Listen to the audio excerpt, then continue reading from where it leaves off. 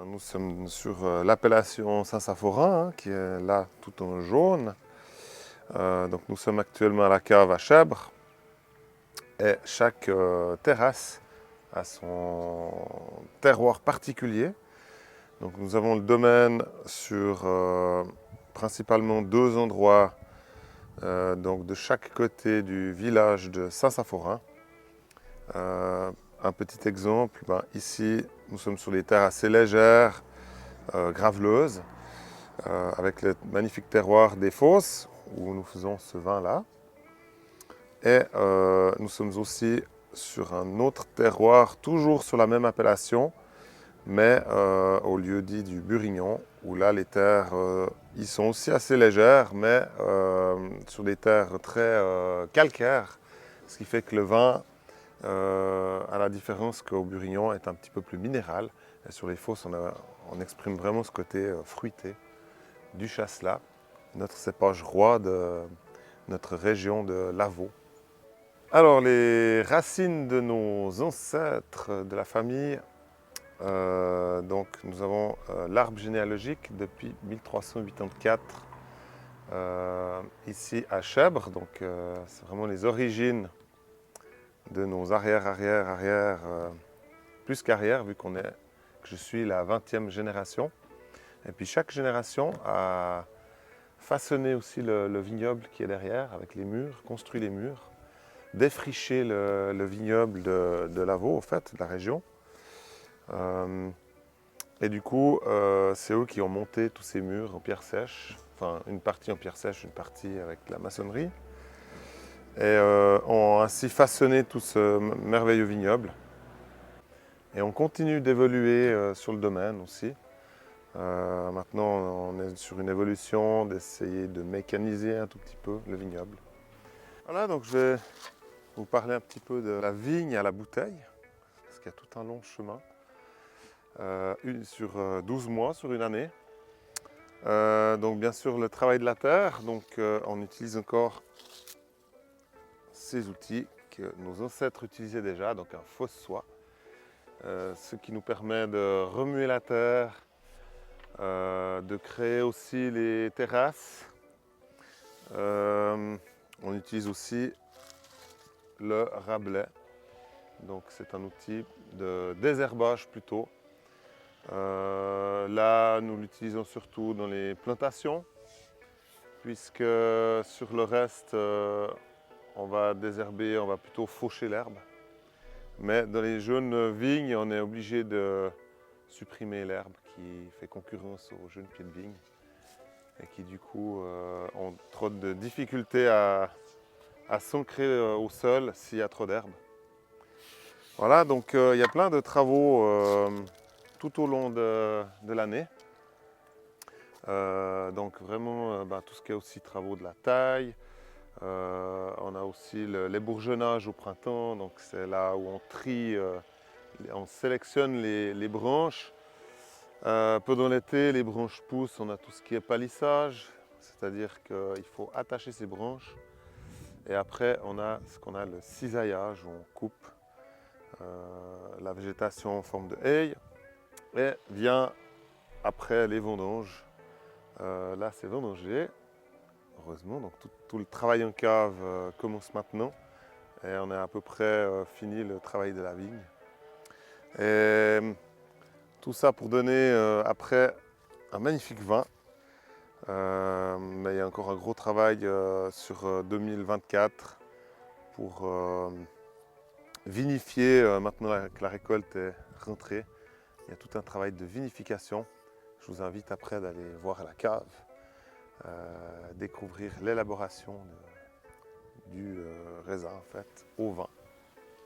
Donc c'est aussi une période, l'automne, où on s'occupe de tout ce qui est entretien de nos murs. Quasiment un mois par année, on passe à retaper, recrépir nos murs qui bougent. Chaque année, on fait un petit bout d'entretien en fait. Voilà. C'est très important dans notre région pour préserver les vignes en terrasse. Alors la vigne a deux maladies principales, c'est le mildiou et l'oïdium. Depuis début 1900, ces maladies sont assez présentes.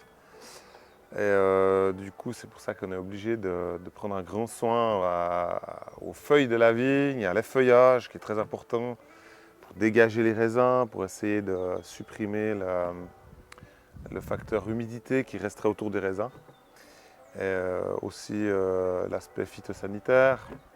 Mais on a aussi des nouveaux cépages qui maintenant arrivent et la recherche va dans ce sens-là.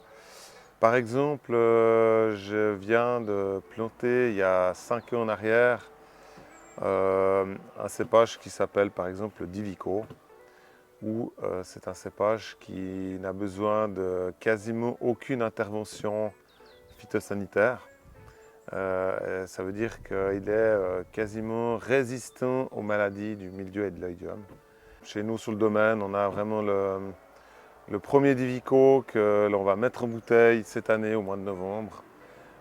C'est un processus très long parce qu'il faut déjà 4 ans dès le moment où on plante le pied de vigne jusqu'à avoir à peu près une récolte, un bon bout de récolte.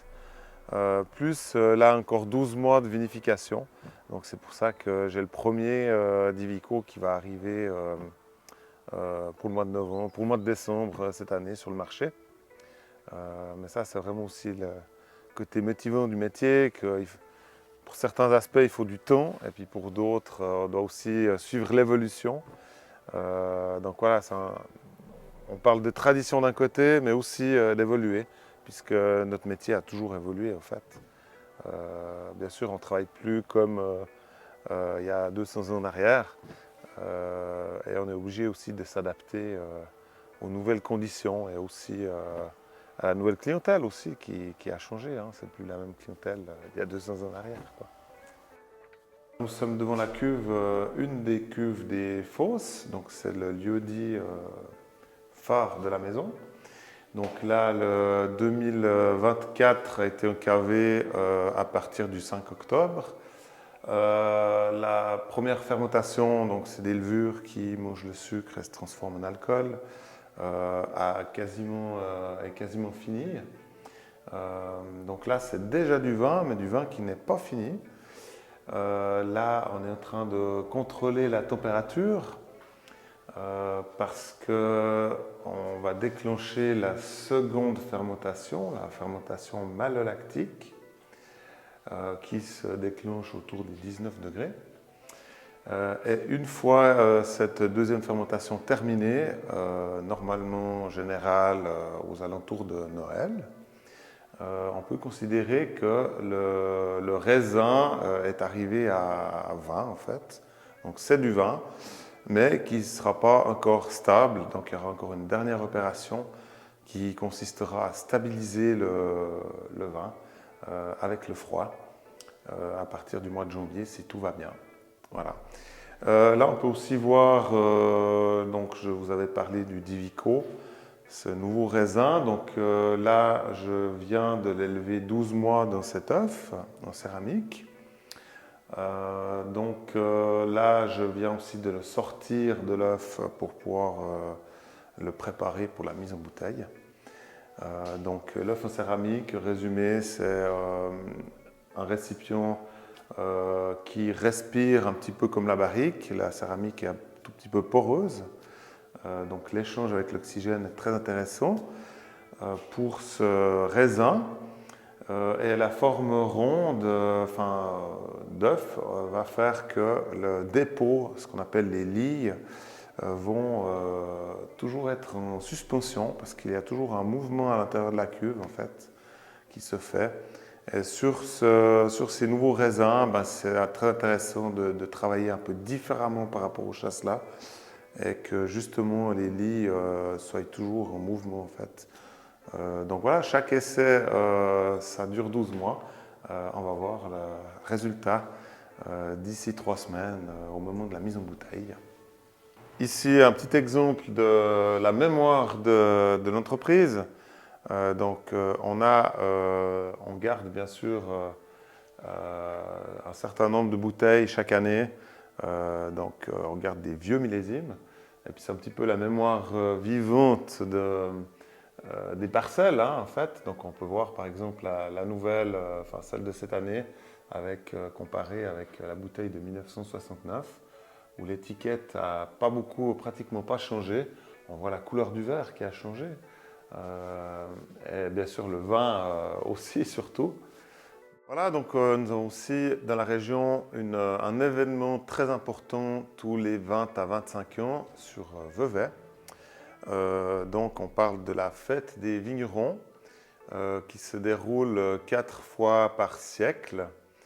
Là, c'est mon costume de 1999 à laquelle j'avais participé.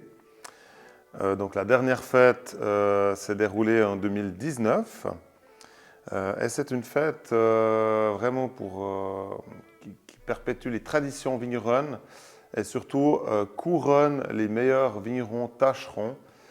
Donc un vigneron tâcheron est un vigneron qui n'est pas propriétaire, donc je ne suis pas vigneron tâcheron. C'est un vigneron qui n'est pas propriétaire et qui travaille des vignes pour différentes familles. Ici dans la région, il n'y a pas que des vignerons qui sont propriétaires, il y a aussi des familles ou des communes, des villes qui ont de la vigne. Et ces personnes-là, des fois, ne connaissent pas le travail de la vigne. Donc, ils confient leur vigne à un vigneron tâcheron qui va gérer tout le travail de la vigne sur 12 mois. Et pour résumer, la confrérie des vignerons de Vevey va passer 4 fois dans l'année pour contrôler le travail de son vigneron tâcheron et mettre des notes sur son travail. Et du coup, tous les 20 à 25 ans, on couronne vraiment, c'est très prestigieux, on couronne vraiment les meilleurs vignerons tâcherons de la région.